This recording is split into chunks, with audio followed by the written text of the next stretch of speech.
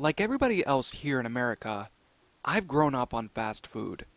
Ever since I was at least 6 years old, I've always had a deep-seated love for McDonald's.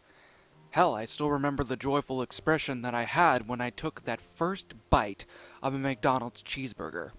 The warm beef patty, the melted American cheese, and the ketchup and mustard all blending together with that first bite. It was like nirvana to me. Amazing, delicious, and most importantly, fucking addictive. I'm rather ashamed to say, though, that I have, or in this case had, a rather unhealthy obsession with McDonald's and their food. Any opportunity that I had, either when I was a kid or a teenager, I would go out, oftentimes with my allowance money, and buy myself a couple of burgers and desserts from a local McDonald's to enjoy.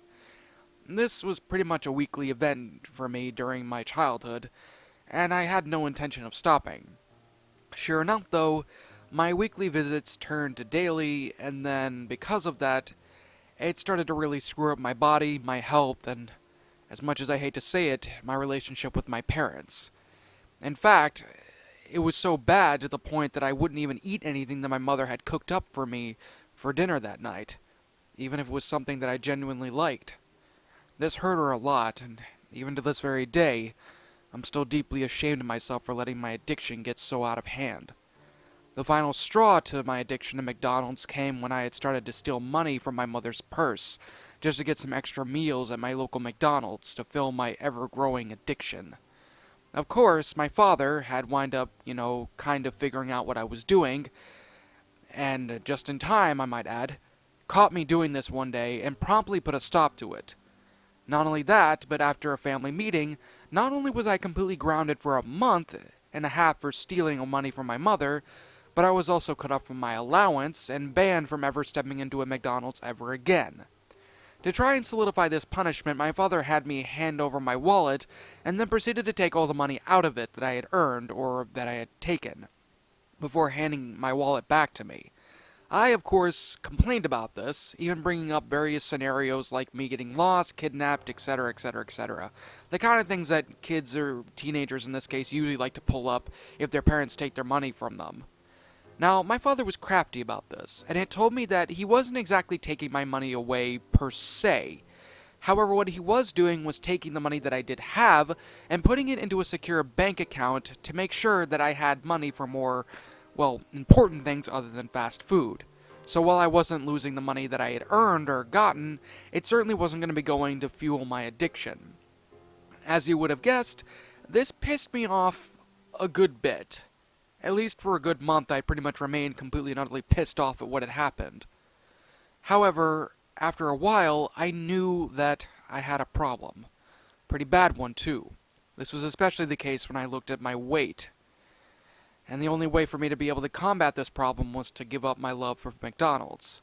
At least until I was able to properly control myself. So for the next 7.5 months, I dedicated my time to exercising, dieting, and curbing my addiction to fast food by various psychological tests and experiments that I had researched online to try and take away my love for McDonald's. Fast forward during that time and a couple of years afterwards, and not only was I now nice and skinny and have a healthy weight, but any kind of desire for fast food was officially a thing of the past. My parents were so proud of me. And I'll admit, I was actually kind of proud for myself, too. In fact, I was so proud that I actually dedicated to take this part of my life and turn it into a passion of mine. Specifically, I wanted to dedicate my time studying the effects of fast food on the body, using various medical and psychological tests. So once I had finally graduated from high school that year, I started looking around for colleges that would, be perfect for my field of work that I wanted to get into. It took a little bit to look around, but I had finally found one called the University of Detroit. The place was apparently a rather popular college where a lot of professional nutritionists and the like had graduated from and had a pretty successful career. So, after taking another quick look around, I decided that that was the college of my choice. The day that I left home and to the airport to the college was an emotional one. But then again, when is leaving home not exactly emotional?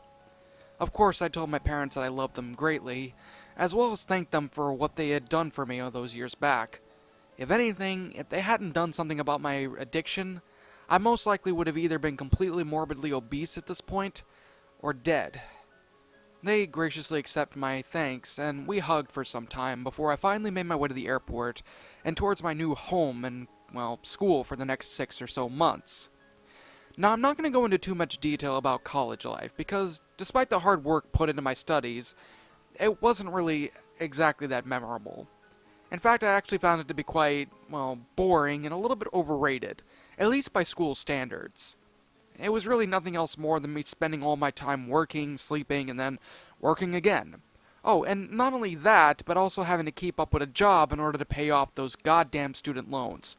Seriously, people, take it from me, do not ever get student loans. They are a ripoff, and they will do nothing good for you.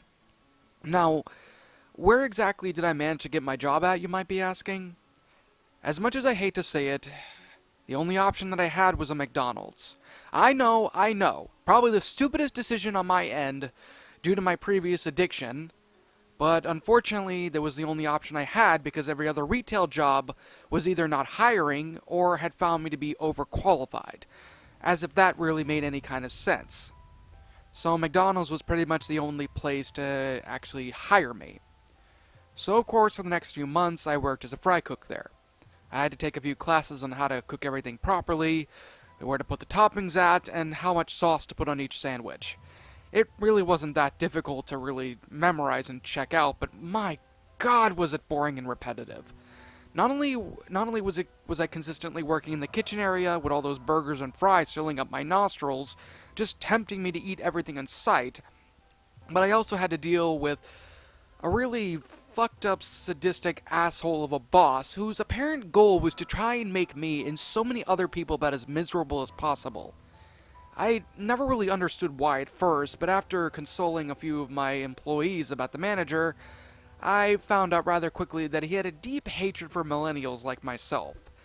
And if it was up to him, he would have most likely would have fired everyone who wasn't much of a boomer. Yes, it's fucked up. Yes, I should have reported him to human resources. But of course, the fact that this was the only job that I could get, and I certainly didn't want to get screwed over, I didn't. Anybody else could if they wanted to, but I was not in the mood to lose the job that I already had. Now, despite my hatred for the place and the constant growing desire to stuff my face with a grease-laden cuisine that tormented me for hours on end, I did manage to make somewhat of a decent pay. I mean, it may not have been $1 million, but I was at least grateful for what I had. However, there was something that I did find rather odd about the place. And out of all of them, it was more along the lines of the meat that was served there. Contrary to what many conspiracy theorists might tell you, the meat that we receive each and every week wasn't any kind of pink slime or gray goop that was forced into a machine and spat out into the grill to be cooked and served. However, it wasn't exactly the typical frozen meat hockey pucks either. Instead, it was a chilled, fresh, or at least as fresh can get, formed burger patty seasoned with salt and pepper on the surface. If anything, they looked like they had came out of the local butcher shop across town, rather than the mass-formed pucks that McDonald's corporations usually send off with.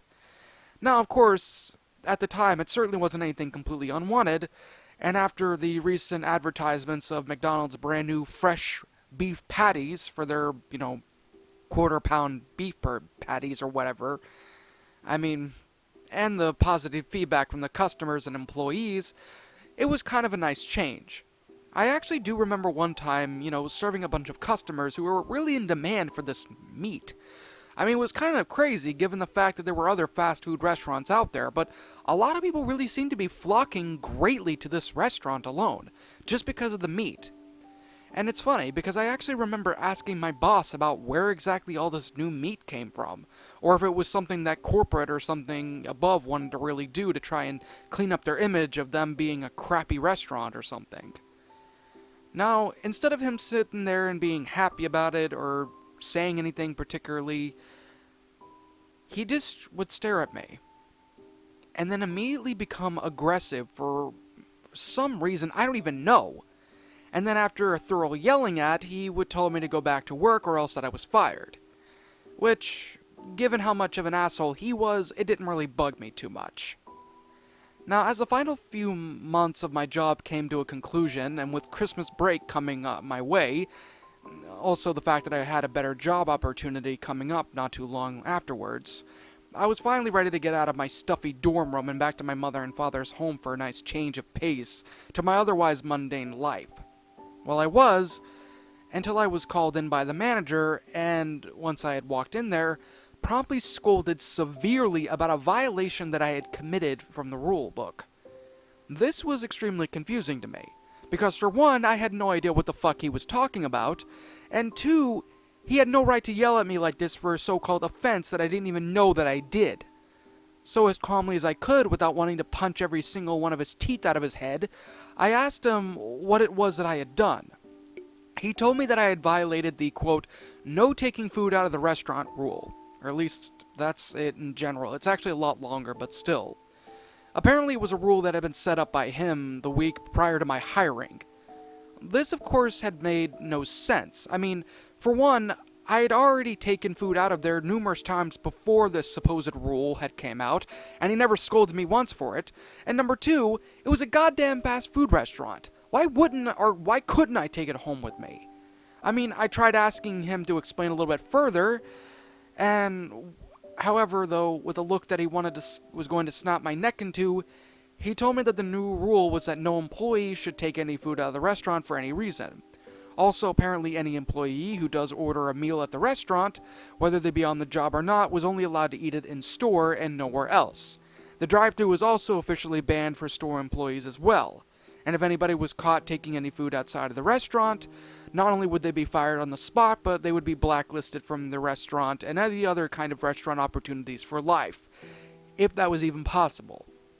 Now, as you might have guessed, the amount of shock that was on my face at this new quote-unquote rule was enough to have my jaw drop all the way down to the floor and all the way down to China. I mean, what the fuck kind of rule was that? How the hell was that not considered at least somewhat illegal? Or at the very least against store or corporate policy? I mean, I would have asked him more questions about it, but before I could even speak, my manager screamed at me to get the fuck out of his office and then shoved me out of there, slamming the door in my face as well. Now, almost instantly after that had happened, a red flag popped up in my head. And I took a little bit of time in the break room to kind of think things over. And as I thought, some of the things that, kind of went in my head started to come up, and even more red flags came up in my head. The butcher shop-esque burgers, the heavy amount of people eating there each and every day, the new rules added by the manager of the restaurant, the practical secretiveness of the whole thing, manager literally going apeshit on me because I asked him a simple question. Something wasn't right about this. And of course, I had to do something about it. Now, the thing is, though, I couldn't exactly do a whole lot. I couldn't report him to the police, and I couldn't really do much anything else other than maybe report him to corporate, but then again, I knew that that wasn't going to do much, so with my own work and everything that I had to do, I decided to come up with an idea to try and really figure out what the hell was going on.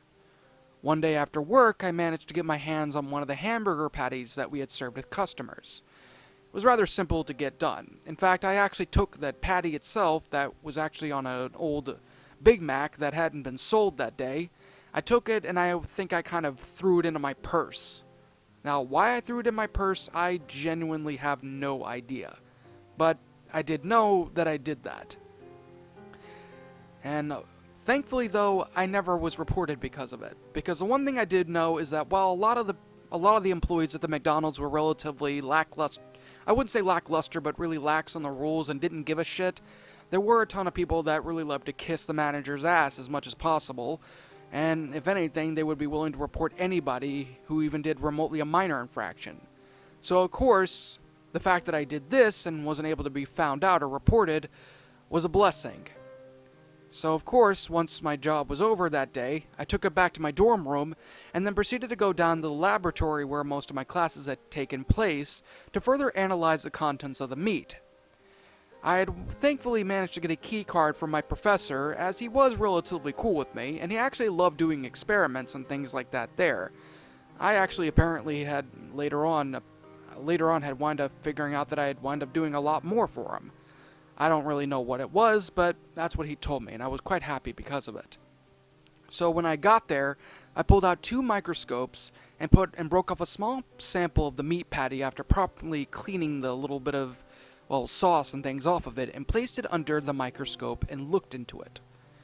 Now, from what I saw, I noticed that the patties of various microfibers and tissues looked rather different from what a normal bovine tissue would look like. I kept on examining the meat throughout the night, checking each and every animal sample that had been provided by the school's laboratory. Pig, alligator, cow, chicken, mice, rat, river otter, sea otter, hell, anything else that's literally under the sun that basically was red meat, I checked it out. However, every single test that I did wound up going negative. I think I stayed there for practically hours on end, trying to figure something out. And once I came back the last, animal, or mammal, the only thing I could do now was make one final test on the burger. With DNA that I didn't think I'd even have to use, but I genuinely was terrified that I'd have to use. Human DNA. I successfully managed to get a bit of a tissue sample from my arm, in the most painless way possible, I might add, and I placed the sample down on another microscope that I had done to compare and contrast the various animal tissues to the meat patty. When I took a look at the microscope, I think I kind of went into shock after that. Now, given the fact that it was practically 3 a.m., I had to keep on checking to make sure. I checked again, and again, and again, and again. I think I might have checked the samples nearly 100 times just to make sure that I wasn't going crazy or that I wasn't just seeing things from lack of sleep. And of course, I wasn't going crazy either. Both samples contain the same tissue, structure, texture, and firmness. If it wasn't already obvious, human. The burger was made of human meat. Full out. Yes, I tried other samples. They all came back the same way.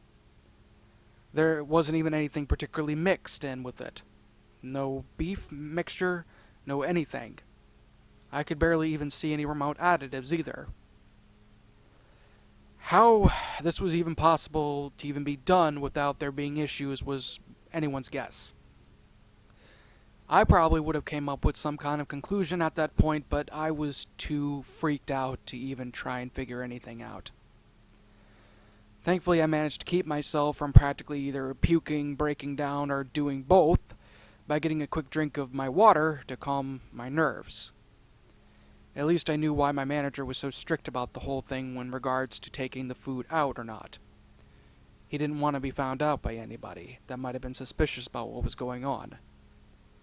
Gathering up the evidence that I had, as well as taking both pictures and video clips and putting them on SD cards, I cleaned up the mess that I had and went back to my dorm room. As you would have expected, I didn't get a lick of sleep that night. Every time I tried to close my eyes, I'd see my fellow employees and customers chowing down on that abomination of a fucking sandwich. The very fact of the matter that they themselves were practically cannibals at this point without their knowledge just caused me to puke at least more than a few times that night. The very next day, as groggily as I was, I grabbed what the evidence that I had and needed in order to expose the place, and made my way over to the McDonald's that I now formerly worked at, ready to get the cops in there and shut this fucking place down.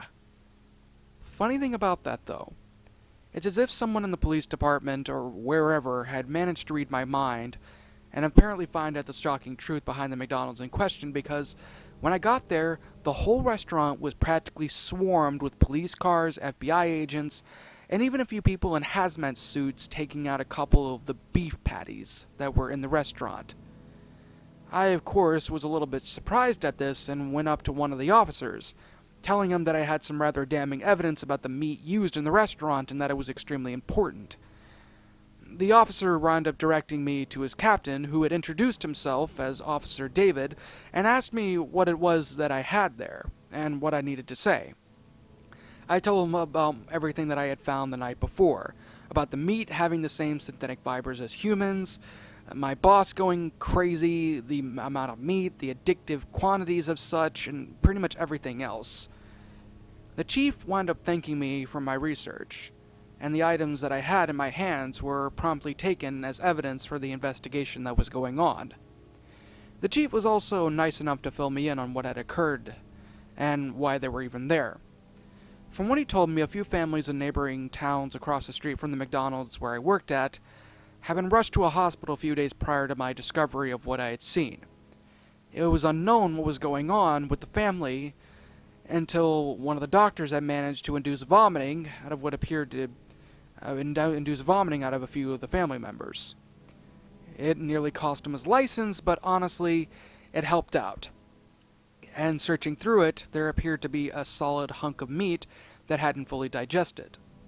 It was then taken to a lab where it was confirmed that the meat in question was human meat, and that their bodies were ultimately rejecting it. The officers and other police officials were then called in, and the families had been questioned about what they had consumed that day or the day before that may have caused this. It was later revealed that all the families had eaten at the same McDonald's that night, and had already started and of course, because of it, the cops had already started up an investigation.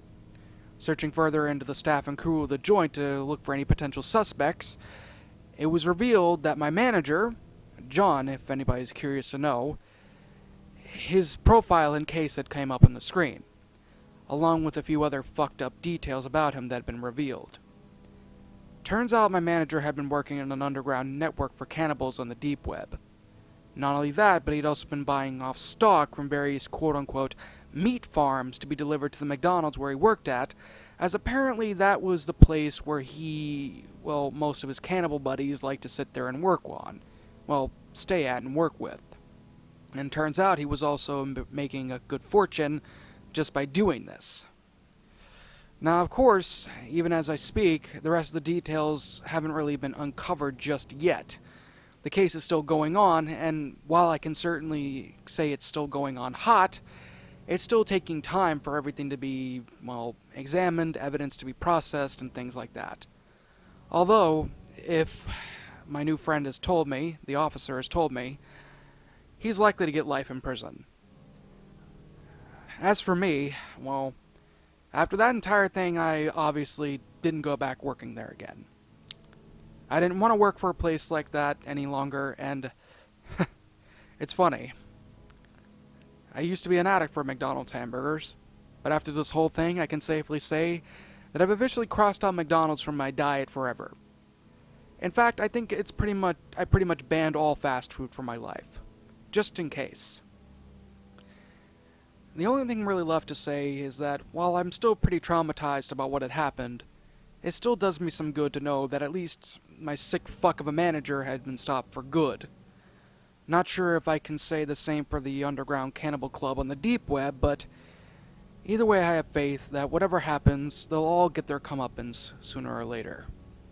They all will, and I'm gonna love every single moment of them rotting in prison for the things that they've done to those poor people. In fear and surprise, as your eyes widen, your mouth goes dry with each battered breath. You try to scream, your mind begs to leave, glued to your computer screen. The killers they slash, the tapes burn and crash. The cartridge you bought will be your final haunt. The rituals of hate will seal your fate. The tears you shed will be from the fear-gripping horror-driven nightmarish gore-filled, terrorizing, hateful, burning, violent, rage-inducing, knife-slashing, blood-splattering, silent screams. Only time will tell if you will escape this online hell.